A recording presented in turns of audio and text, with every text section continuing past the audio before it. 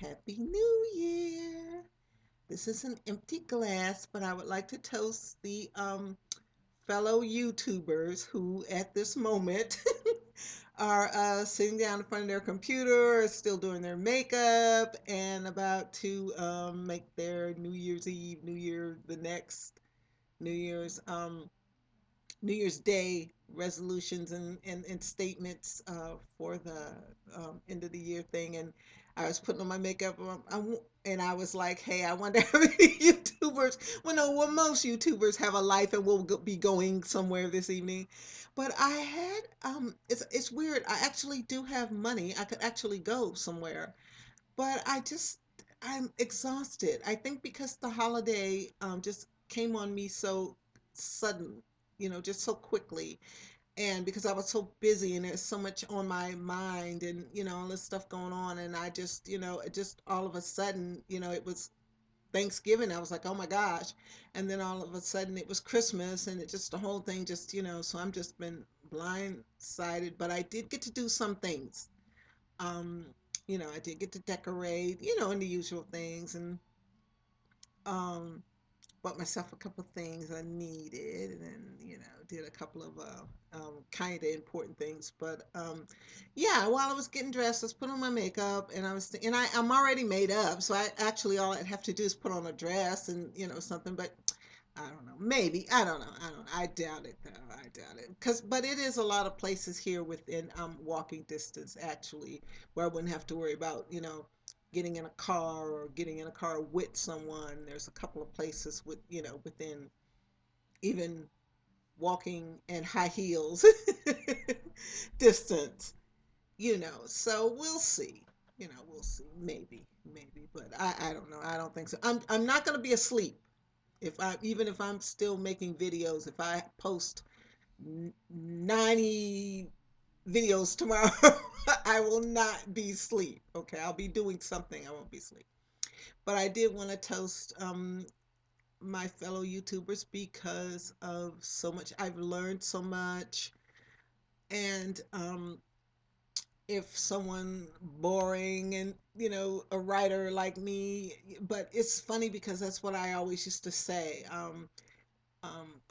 When I finish my book, I'm gonna go on YouTube, and at first I said, well, read a page of it, and then I said, no, you can't really read a page of it, but I could talk about it. So, I think, did I already say Happy New Year's? Yeah, I'm pretty sure I did to everyone.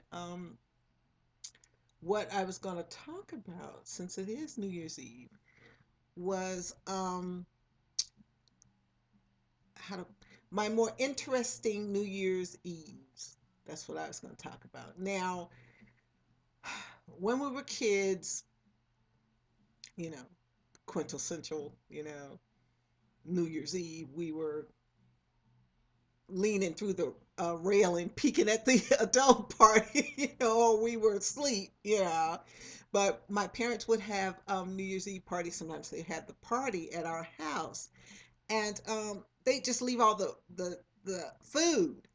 They just leave everything till in the morning, to get up in the morning to clean the party stuff up. So they leave the chips and the bowls and the pretzels and the bowl, and stuff, and the food in the bowls and stuff like that. And then the potato salad stuff that needed to be in the refrigerator would be in there, and we just party like we just get up and we just party. And that's what I remember about New Year's Eve, like as a little kid. um Pretty much teenage years, like I said, I really was a late bloomer. I didn't do anything. I think let me see, I don't think I really drank anything until I was 18. I know I didn't do anything else until I was in college, including losing my virginity. But I was a late bloomer. I guess I was raised right. I don't know. I just was a late bloomer. And so when I was like a teenager, like, 14, 15, 16, like that, I might have been at my parents' party for like a little while. I probably didn't make it till midnight. I mean, I wasn't drinking anything or anything like that, but I might have just been hanging around, and then went upstairs and went to bed.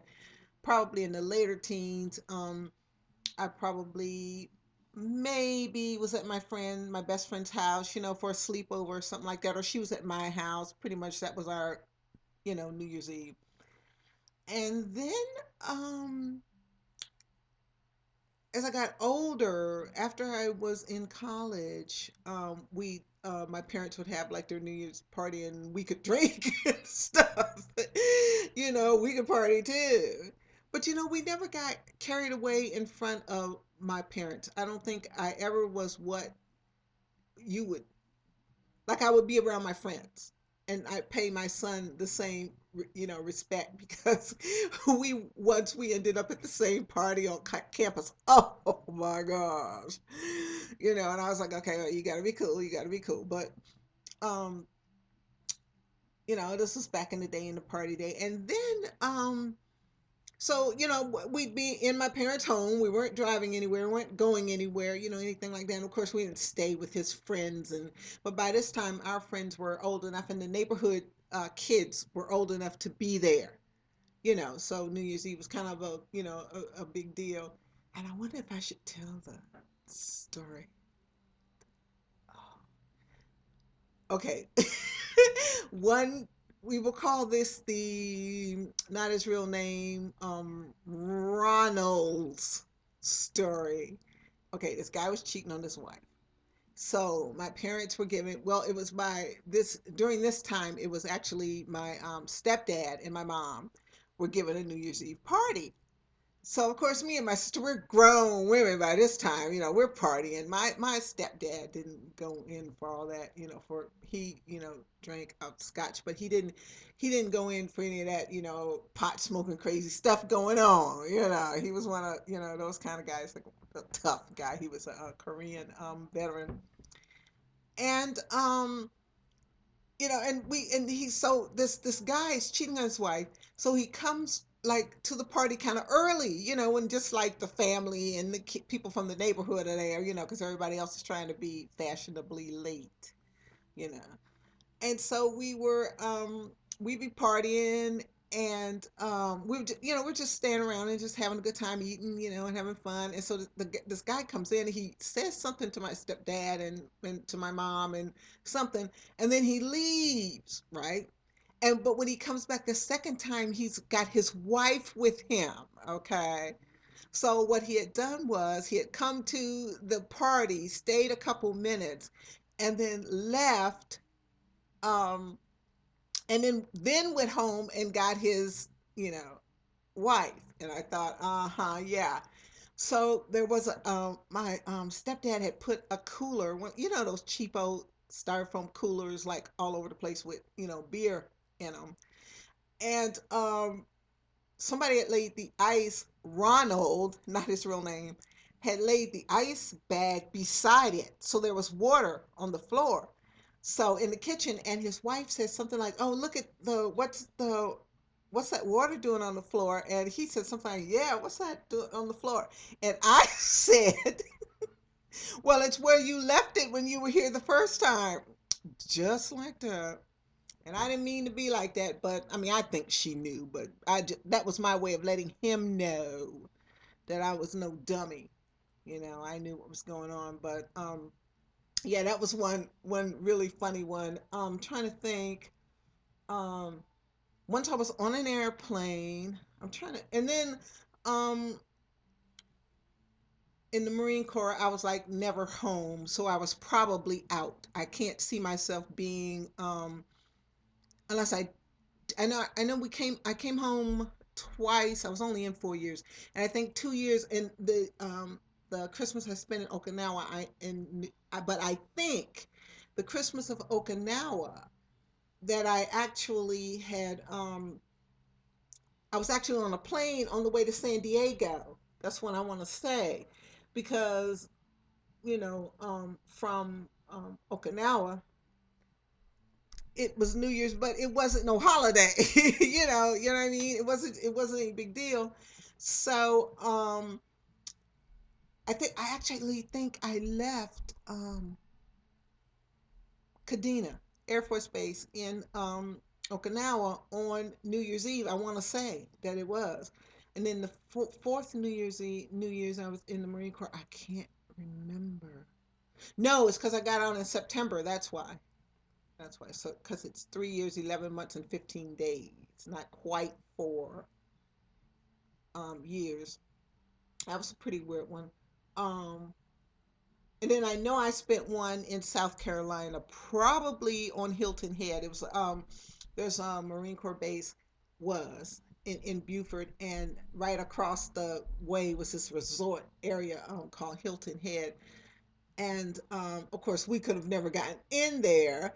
But back in that day, well, but we had a back way. My friend had a Land Rover, and we just go the back way, drive up on the beach.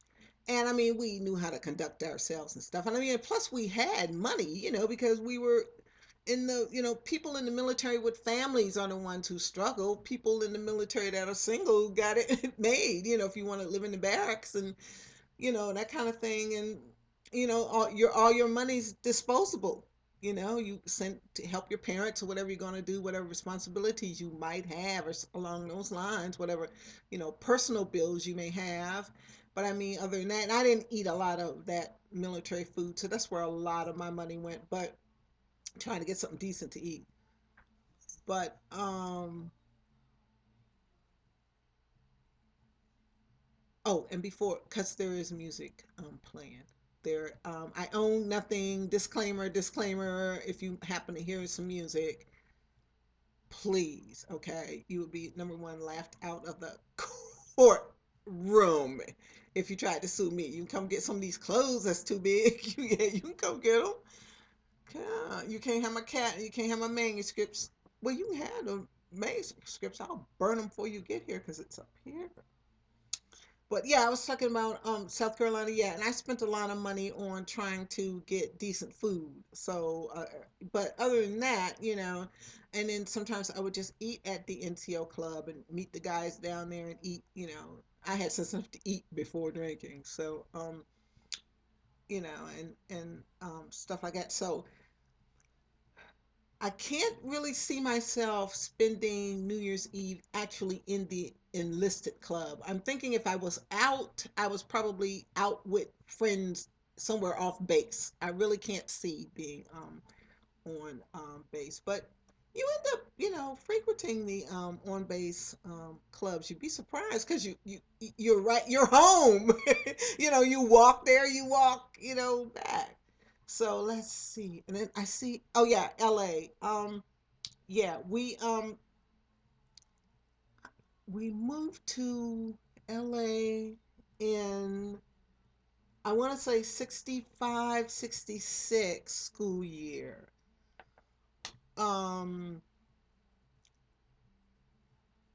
my sister says something else, but to me, it seems like I was 10. So, and we were in Catholic school. Oh, God, what was it? No, it wasn't St. Agnes. I want to say that.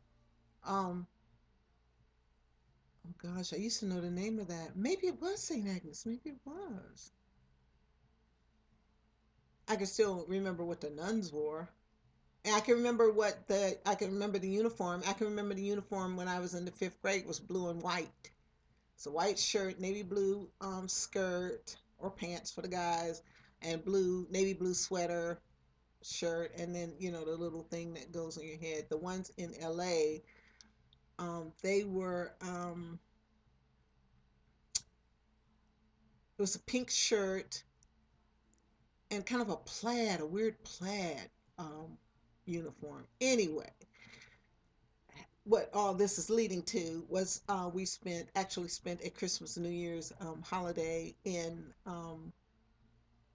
Los Angeles, and it was, summertime. I mean, we were from Virginia, Washington D.C., where it was snowing, it was cold. On Christmas, that was the weirdest Christmas because you just couldn't get, you couldn't grasp your hands around it because it just was so warm. So weird. Um, okay, now I'm trying to think. Yeah, the one in L.A.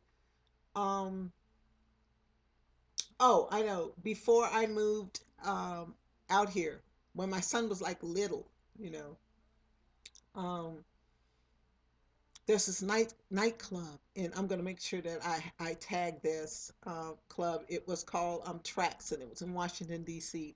and it was a gay bar, and everybody went there. I mean, and it was the place to be seen on New Year's Eve.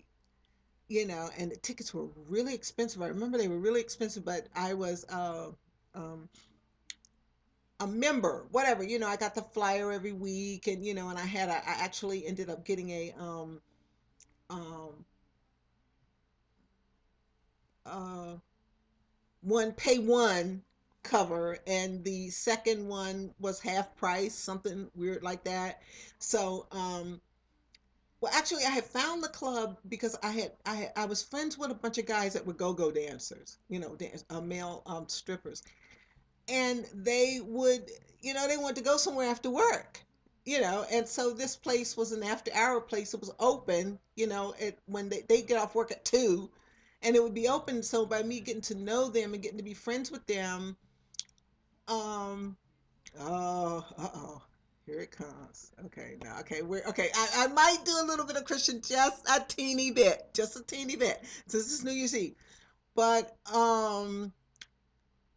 yeah, I was talking about how I found out about tracks, and then I just got the idea because the guys would take me down there, and I told my sister, I said, you know what? I said, New Year's Eve, why don't we go down to this club I've been going to after hours, with the guys? And so she said, yeah. And then that was like after that, that pretty much was tradition. And my mom, one year, she actually made us outfits to wear to the New Year's Eve track. Um, extravagance. I mean, it was you always had to have something new and something like crazy. You had to because you had to compete with the drag queens. But I mean, and we would just be totally, totally laid out, man. We'd be, and we would have so much fun. And we always took a taxi. Took a taxi home. They made sure you took, taxis. It was a straight line.